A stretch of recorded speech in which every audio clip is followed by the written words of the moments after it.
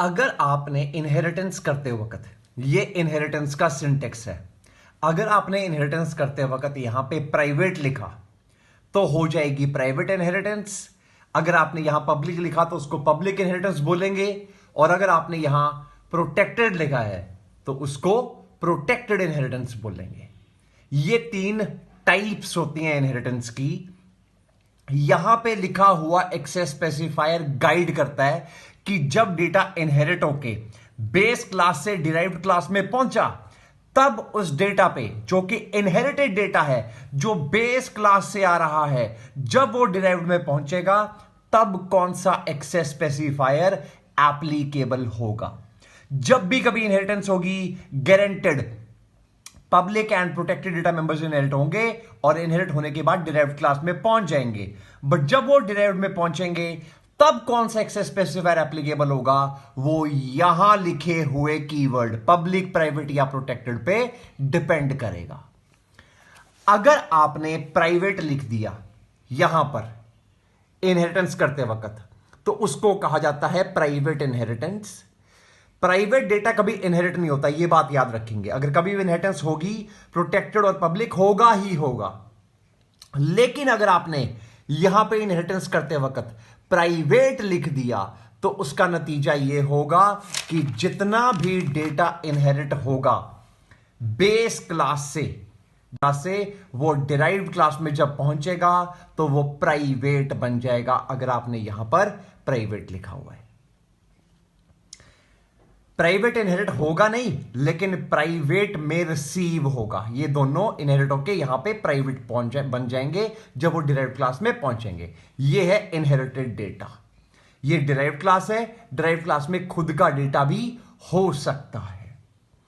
एक एग्जांपल के थ्रू समझते हैं। जैसे मैंने एक क्लास बनाई, इसका नाम रखा बैंक। इसमें मैंने दो तरह के डेटा मेंबर्स बना रखे हैं, एक पब्लिक और एक प्रोटेक्टेड। अब जब मैंने इनहेरिटेंस करी, मैंने यहां प्राइवेट लिख दिया।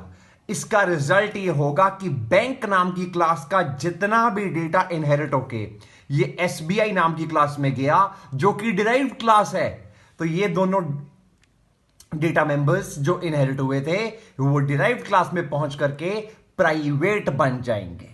और हमको पता है कि जो चीज प्राइवेट होती है उसको यूज डायरेक्टली मेन में नहीं किया जा सकता। इसलिए ये जो इनहेरिटेड डेटा है, इसको अगर आपने यूज करना है डिराइव्ड क्लास में, तो उसको आप एक पब्लिक मेंबर फंक्शन बना के करोगे। इनको आप मेन में सीधा नहीं यूज कर सकते। ये दोनों इनहेरिट होके आगे हैं, डिराइव्ड क्लास में पहुंच चुके हैं, डिराइव्ड क्लास के डेटा मेंबर्स भी बन गए हैं। यहां तो है ही हैं, लेकिन डिराइव्ड के भी डेटा मेंबर्स बन चुके हैं। लेकिन क्योंकि इनहेरिटेंस प्राइवेट थी, तो ये पी, आई एंड टाइम जो कि पब्लिक एंड प्रोटेक्टेड थे बेस में, डिराइव्ड में पहुंचने के बाद प्राइवेट बन चुके हैं। अगर इनको आपको अब फर्दर यूज करना है तो आपको एक पब्लिक मेंबर फंक्शन बनाना पड़ेगा, जैसे मैंने बनाया है। उसमें मैंने पी को, टाइम को और आई को यूज कर लिया। और अब ये पब्लिक मेंबर फंक्शन को मैं मेन में यूज कर लूंगा डिराइव्ड क्लास का ऑब्जेक्ट बना करके। बट जो प्राइमरी बात है समझने वाली, वो ये है कि जब भी कभी आपने प्राइवेट लिख दिया इनहेरिटेंस करते वक्त, जितना भी डेटा बेस क्लास से आएगा, जितने भी data member and member functions base class से आएंगे, वो डिराइव्ड में पहुंच के प्राइवेट बन जाएंगे। उनको आप मेन में यूज नहीं कर पाओगे, ना ही वो आगे फर्दर इनहेरिट होंगे। उनको अगर आपने डिराइव्ड क्लास में यूज करना है तो आपको पब्लिक मेंबर फंक्शन बनाना पड़ेगा, जैसे हमने यहां किया है। एक पब्लिक मेंबर फंक्शन के अंदर पी, टाइम और आई को यूज किया, और मेन में जाके एसबीआई नाम की डिराइव्ड क्लास का ऑब्जेक्ट बनाया और कैलसी नाम के फंक्शन को कॉल कर ली जो कि पब्लिक है।